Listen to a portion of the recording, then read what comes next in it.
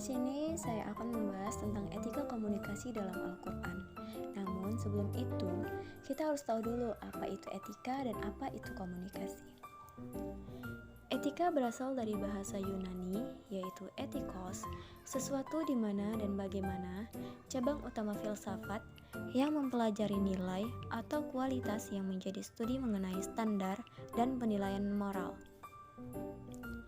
Etika mencakup analisis dan penerapan konsep seperti benar, salah, baik, buruk, dan tanggung jawab.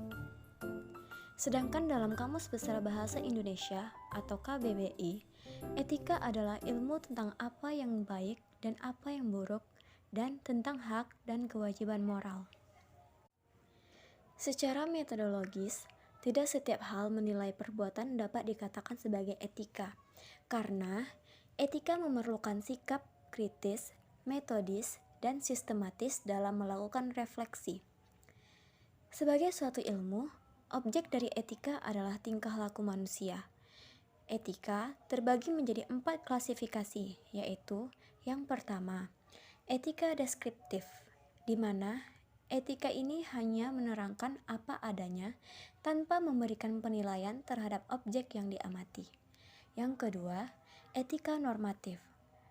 Etika yang mengemukakan suatu penilaian mana yang baik dan buruk dan apa yang sebaiknya dilakukan oleh manusia.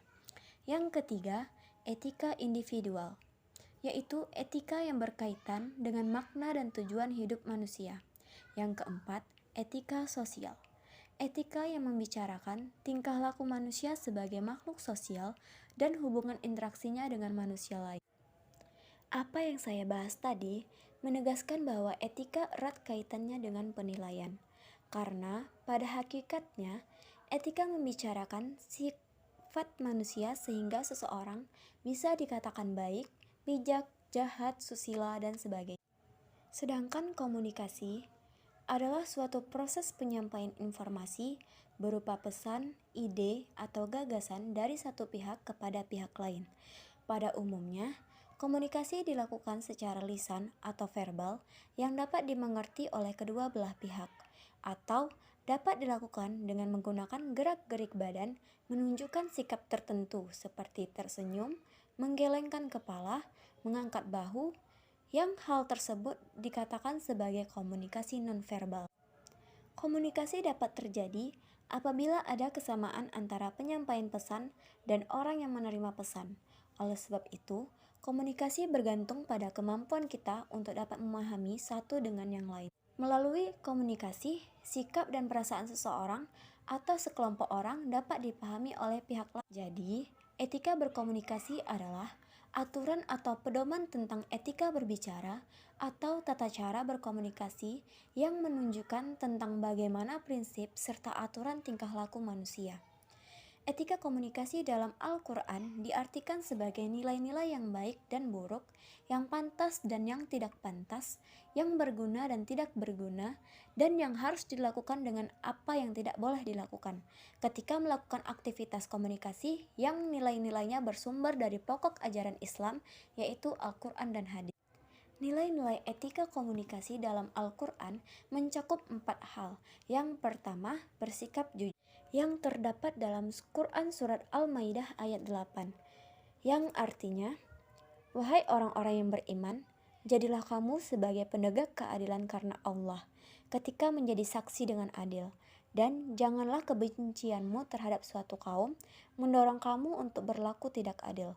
Berlaku adillah, karena itu lebih dekat kepada takwa, dan bertakwalah kepada Allah. Sungguh Allah Maha teliti apa yang kamu kerjakan." Yang kedua, menjaga keakuratan informasi, seperti yang terdapat dalam Quran Surah Al-Hujurat ayat 6, yang artinya, "Wahai orang-orang yang beriman, jika seseorang yang fasik datang kepadamu membawa suatu berita, maka telitilah kebenarannya, agar kamu tidak mencelakakan suatu kaum karena kebodohan, kecerobohan, yang akhirnya kamu menyesali perbuatanmu itu." Yang ketiga, bersifat bebas dan bertanggung jawab, yang terdapat dalam Quran Surat Al-An'am ayat 70, yang artinya, Tinggalkanlah orang-orang yang menjadikan agamanya sebagai permainan dan senda gurau, dan mereka telah tertipu oleh kehidupan dunia.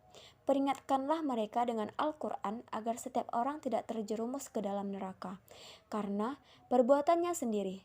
Tidak ada baginya pelindung dan pemberi syafaat selain Allah. Dan jika dia hendak menebus dengan segala macam tebusan apapun, niscaya tidak akan diterima. Mereka itulah orang-orang yang dijerumuskan ke dalam neraka disebabkan perbuatan mereka sendiri. Mereka mendapat minuman dari air yang mendidih dan azab yang pedih disebabkan kekafiran mereka dahulu. Yang keempat, yaitu dapat memberikan kritik membangun.